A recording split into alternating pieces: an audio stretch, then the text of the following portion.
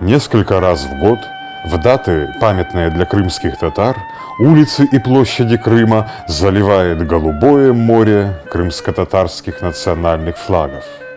Голубой стяг с золотою тамгой в углу давно стал одним из хорошо узнаваемых символов Крыма.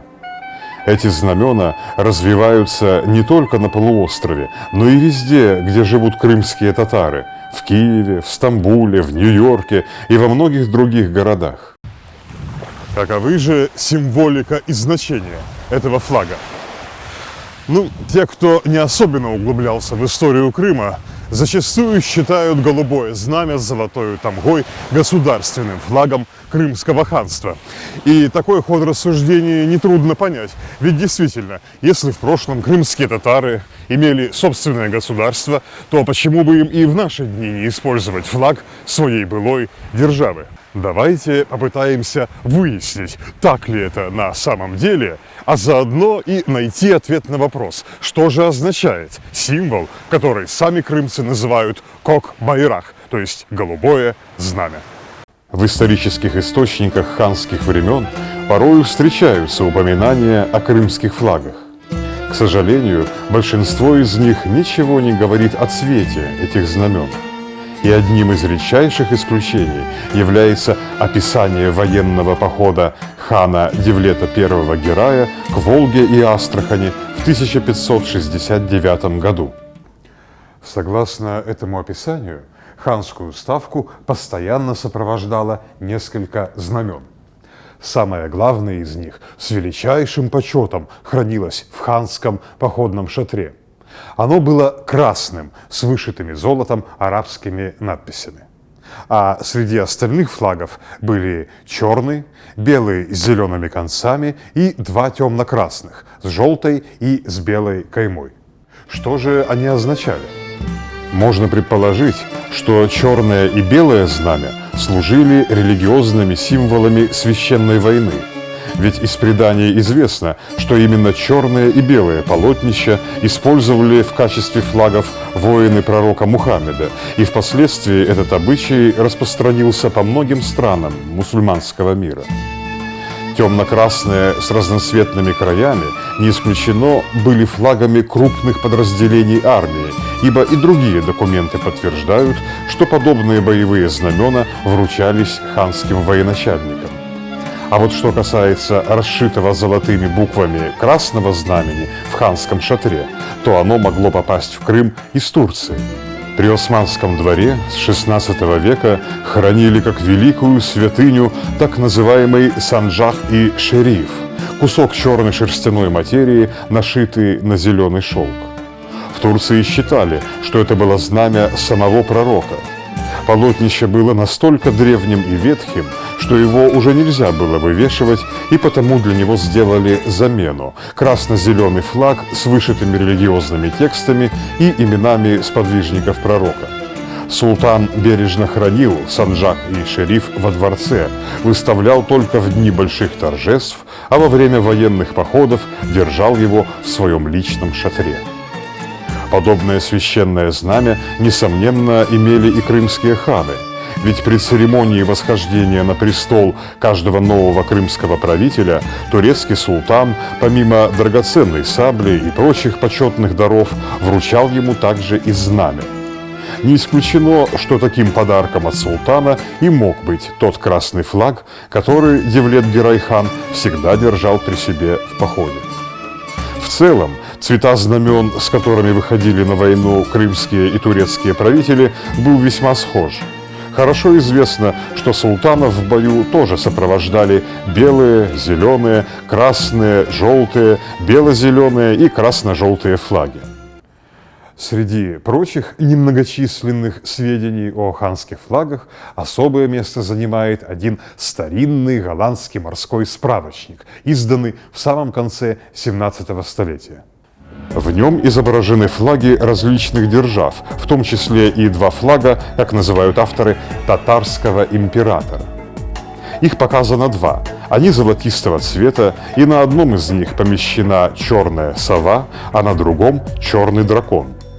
Трудно сказать, откуда почерпнули свою информацию авторы справочника, однако известно, что сова издавна считалась одним из символов Чингисхана, далекого предка крымских ханов, а дракон порой встречался и на европейских гравюрах, изображавших знамена крымских войск.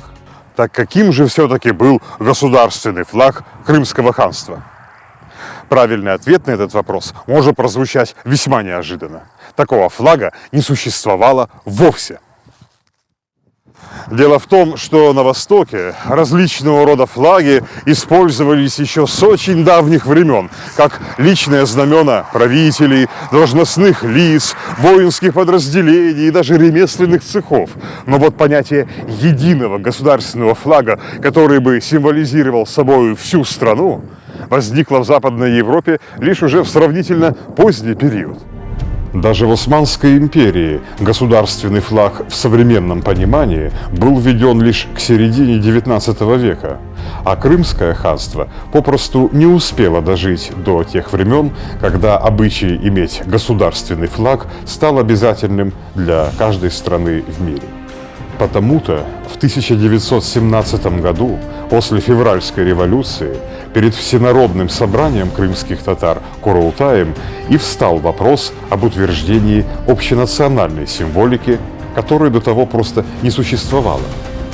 Отчасти здесь пригодился пример Турции, где в качестве военного и морского флага использовали красное знамя, а как религиозный штандарт – зеленый. Подобным же образом поступили и делегаты Курултая, приняв красный флаг как военный, а зеленый как религиозный. Однако в Крыму было одно существенное отличие от имперской Турции того времени. Вопреки распространенному мнению, собравшийся в 1917 году в Бахчисарайском дворце Курултай вовсе не провозглашал воссоздание независимого крымско-татарского государства. По сути, он лишь объявил о своих полномочиях как всенародного представительства всех крымских татар. Далее планировалось вместе с представительными органами других народов Крыма созвать Всекрымское учредительное собрание и уже на нем совместно определить будущее полуострова как Крымской Народной Республики, в основу которой был бы положен принцип «Крым для жителей Крыма».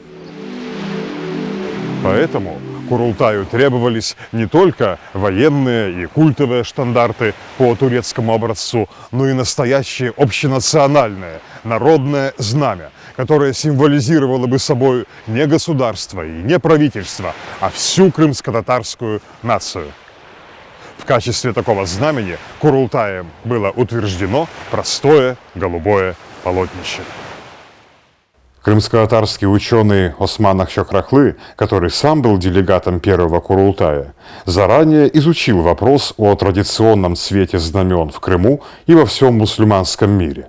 Он не нашел в источниках упоминаний о голубых знаменах и отметил, что этот цвет вошел в национальную символику Крыма лишь сравнительно недавно. Это было связано с возникновением и распространением на рубеже 19 и 20 столетий идей пантюркизма, то есть движения за единство тюркских народов. Здесь можно добавить, что в формирование этой идеологии в свое время внес значительный вклад знаменитый крымско-татарский просветитель Исмаил Гаспринский. Приверженцы пантюркизма толковали голубой цвет как символ древнего общетюркского наследия, как цвет неба, культ которого у древних тюрок был настолько значим, что они даже называли себя коктюрками, что можно перевести и как «голубые», и как «небесные». Это одна из причин, по которой голубой цвет сегодня присутствует в национальных и государственных флагах различных тюркских народов.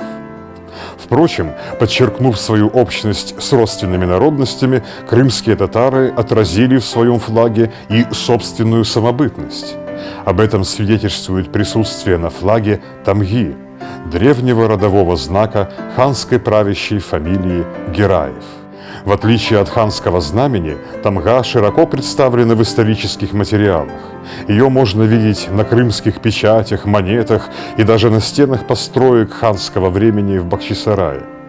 Крымские гераи не были первыми, кто использовал трезубую тамгу.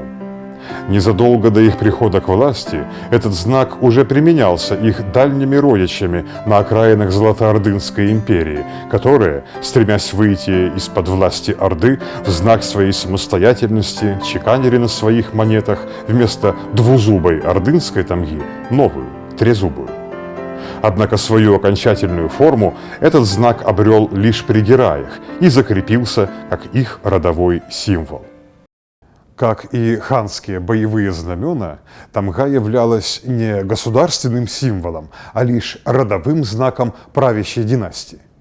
Помимо тамги гераев, в Крыму существовало и множество других. Так, например, свою тамгу имел каждый из знатных крымских родов, а в степной части полуострова даже каждое более или менее крупное семейство. Таких тамг были сотни, если не тысячи. Конечно, они не чеканились на монетах, их использовали в быту для клеймения лошадей, скота, а иногда родовую тамгу высекали и на надгробных памятниках. Во время Курултая 1917 года ханская тамга получила новое значение. Из семейного, династического знака она превратилась в общенародный символ и заняла свое место на новом флаге, олицетворяя на нем историческую связь прошлого с настоящим. В последние годы предпринималось немало попыток пояснить значение ханской тамги. В ней видели и весы справедливости ханского суда, и символ единства трех знатных родов Крыма.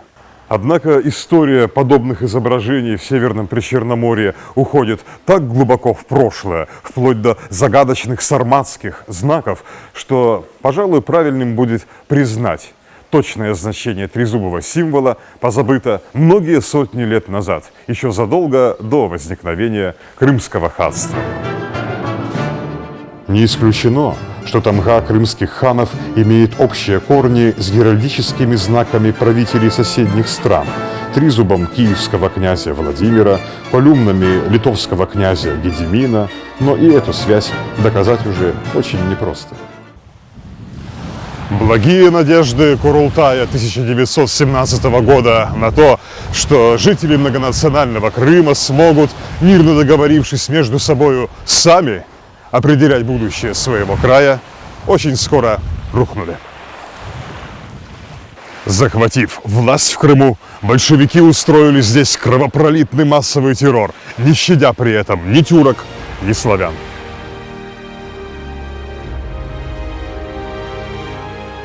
В следующий раз всенародно избранный Курултай собрался в Крыму лишь в 1991 году. На его заседании голубой флаг вновь был утвержден в качестве национального символа. С этих пор над Крымом в дни народных праздников и траура расцветают сотни голубых знамен с желтой ханской тамгою.